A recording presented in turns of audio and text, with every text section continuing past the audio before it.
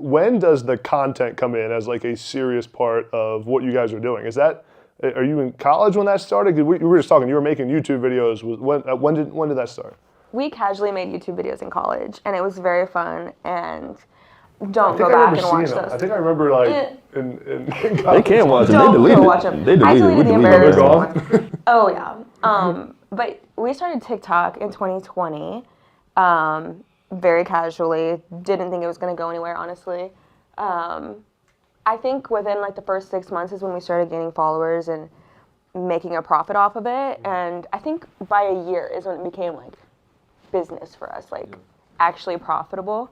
But yeah, 2020.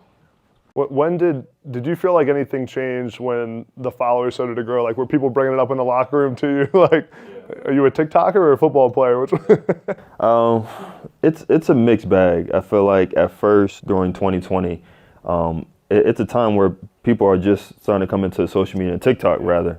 And so people were just like, whoa, why are you doing TikTok? Will you be dancing all the time? Like, it is not dancing. That's what it was in 2020. Everyone was dancing. But we weren't dancing. I danced. Yeah. We were not you dancing. You didn't dance at all? She wasn't dancing. Now he dances. She was moving. She wasn't dancing.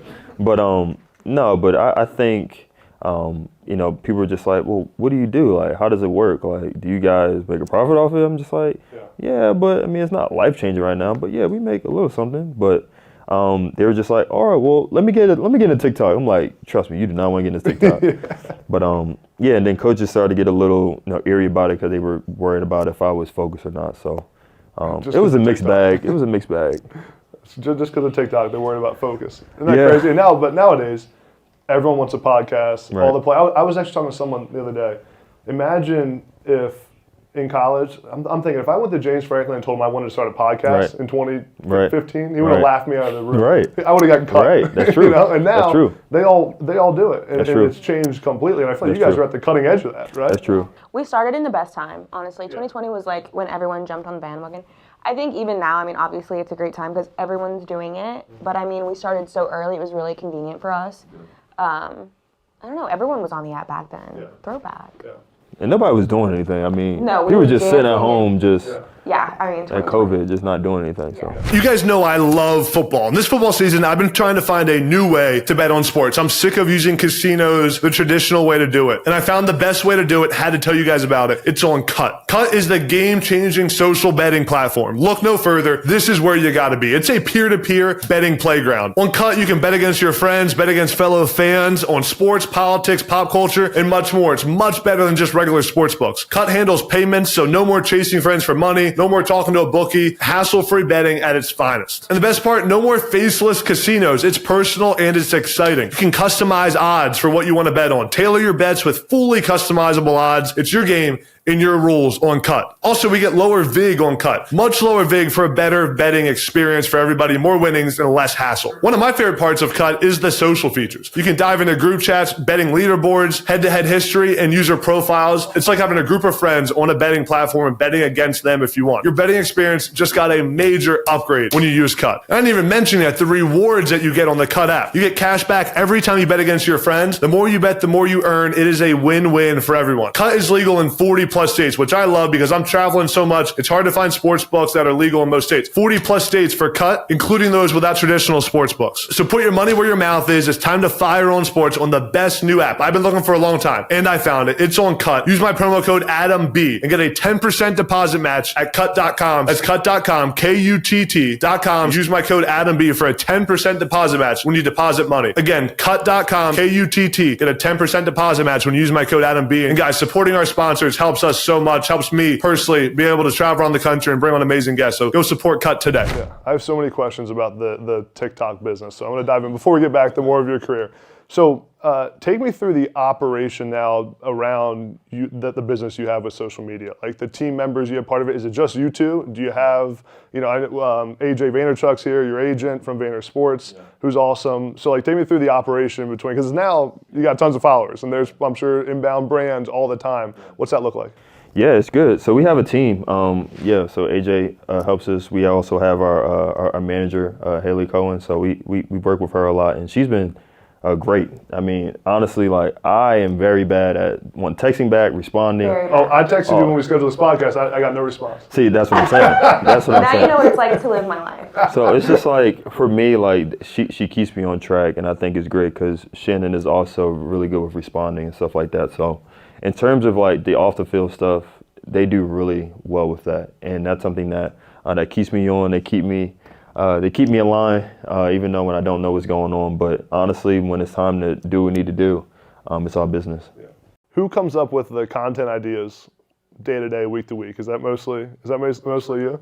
It's me. Yeah, I had a feeling. It's me. I will say, I feel like now that Juwan's done with season, he's more present in social media. Yeah. During season, if I need him in a video, he'll show his face, and that's kind of it. Like, he doesn't really, like, get as involved. But during this off-season, like, off-season time, he's involved. He comes to me with ideas now, and it's so nice. And I'm like, oh, finally, I get some help. Because you also have to, like, put into perspective, like, why we're here, too. Because we are an NFL couple. At the end of the day. And if I'm not in NFL doing my job, like it changes the perspective of what we actually do. Because when I'm out of the NFL, we don't want to be known as an ex-NFL couple. We want to be known as a couple. So NFL is his day job.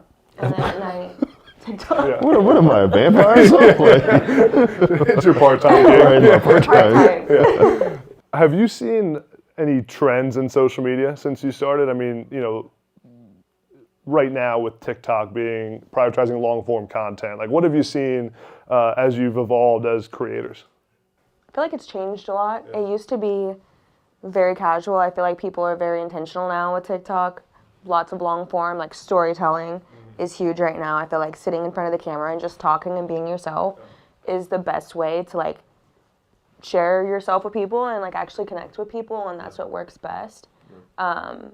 If you're not doing that, I feel like it's hard to go far right now. That's definitely the trend. Yeah, but it's so hard because it's like, as you know, trends only last for like a week or two. You gotta like hop on. And you on. have to be on the trends so fast. And if you're late, they're just like, that was 3 weeks ago. Sorry, You're so late. But the thing is like, you actually have to be active on it to know what's actually going on. What would you say is your content strategy when it comes to producing? Is it, you know, like when I produce content, I always go through like just mass product, like quantity, and the algorithm will dictate what's good.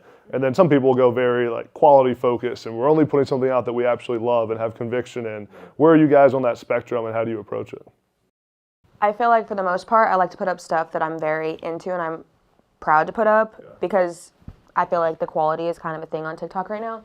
But if it's like trends or like trending sounds and things like that, I like to like throw those in there as well. But with our niche and everything, people want to know us. So, I mean, maybe if we were like doing something different, it would be different. But with what we do, we like to talk and like. Yeah, I will say in the beginning, like when we first started, it was all quality. Like I feel like just getting out there, like anybody see our face is good enough for us. And then I feel like after a while, it's just like, all right, like now, since we have like a foundation, we have a base, like let's put out like quality, like content, so we can actually resonate with, instead of just putting out stuff just so we can have our face out We didn't there. know our niche at first, so we would post anything. Like I think the first video we ever put up was me making tacos. We didn't know what to do. Right. No, it did not blow up, unfortunately. The first video that blew up for us was a video about him saying the perks of having a girlfriend during football season. And people like loved the football couple thing. This was a college video that we used to throw back from. So we were like, let's try that niche and see if we can talk about football life a little bit. What was the moment that the social media business became an actual business for you? Like, was it a certain amount of followers you crossed where, you know, you said you were making, some teammates were like, you're making a profit a little bit, where it went from like a little bit to like, oh, this is actually a real operation now. I don't remember. I think it was like 1 million followers? Maybe it was maybe 2 years ago. And I remember we had a deal with some sort of not TV show, it was a show that we were promoting. And I was like, dang, we're gonna be making this much money from it? And it was like our rent, whatever, it was like $3,000. I was like, Shan, like this is a lot of money. It's a lot, like this is crazy. I know, and we're then like flabbergasted. Yeah, we're just like blown away. And so I think from then it changed for us, like this could actually be bigger than what we actually anticipated for it to be.